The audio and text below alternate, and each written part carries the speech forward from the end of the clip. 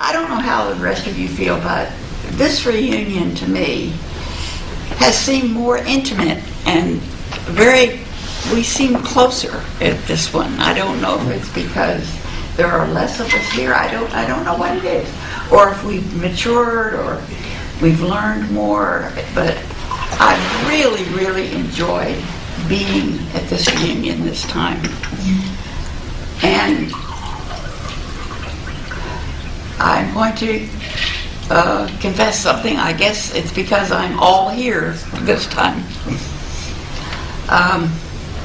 A few years back, I had a kind of a rough patch in my life. Early 2001 and 2. And I'm not going to detail about what it was, but I needed help. And in all the years, and all the people that I'd met, and all the experience, and all of the companies I'd worked for, and all of the wonderful people that I'd met, the people that I knew that I wanted to help me, or thought, well, not knew, but knew would help me, I thought of first were my friends at George School. Even though I had not even seen most of you for many years, I'd come to a few reunions in the past. But I called reluctantly on a few people in my class. And they all came forward for me, every one. One of them, and we've talked about him a little tonight, and a few of them are still here with us, thank God. But Harry Stevens was one person that just jumped right in and offered all kinds of help to me. And I will never forget him for that. And the important thing is not so much Harry or these other few, 3 or 4 people that helped me, is the fact that they came from this environment, this school, that taught us to be the kind of people with the kind of heart that will reach out and help each other. And I will always love that. I remember that.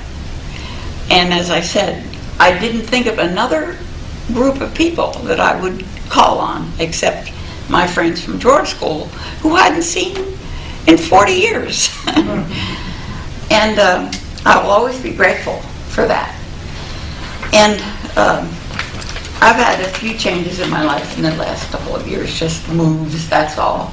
Really not big earth-shattering changes, except I moved from Texas to South Florida, which I love. It's a beautiful place. I wake up every morning to the beautiful sight of the Atlantic Ocean. And it's so calming. I mean, it's the first thing I do. I jump out of bed and open the curtain and look at the ocean. You know, it's just a wonderful, wonderful sight. And I'm very happy there, very content. I've done a little bit of volunteer work, not the kind that I like doing. I worked for SeniorNet in Dallas for a long time as teaching old people like yourself. How about yourself? She's not old. How to, not be afraid of the computer, let's say. Not teaching them how to, not be afraid of computers, because we're in that age now. Well, they don't have that in Boca Raton, where I am now.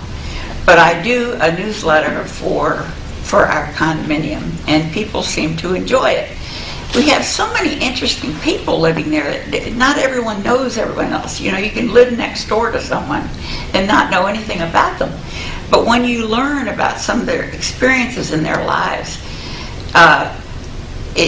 there are really a lot of interesting stories, and I try to put one in every one of the newsletters, which is a quarterly newsletter.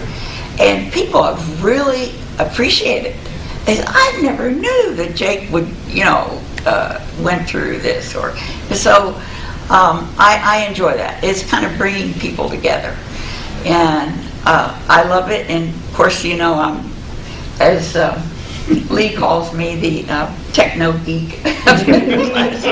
But I still love doing it. It keeps my mind active, and as you know, my mother died of Alzheimer's when she was 90-something, but you know, I don't, they still don't know if that, you know, keeping your mind active. They know exercise is good, but I try to keep up, you know, with these 20-somethings today by looking at all their code and try to do everything that they do. But I enjoy it. I really enjoy it. I never take money for it or anything. I just enjoy doing it, and it brings people together. But so that's really all I have, and I want to thank everybody and thank George School for making you all who you are. So thank you.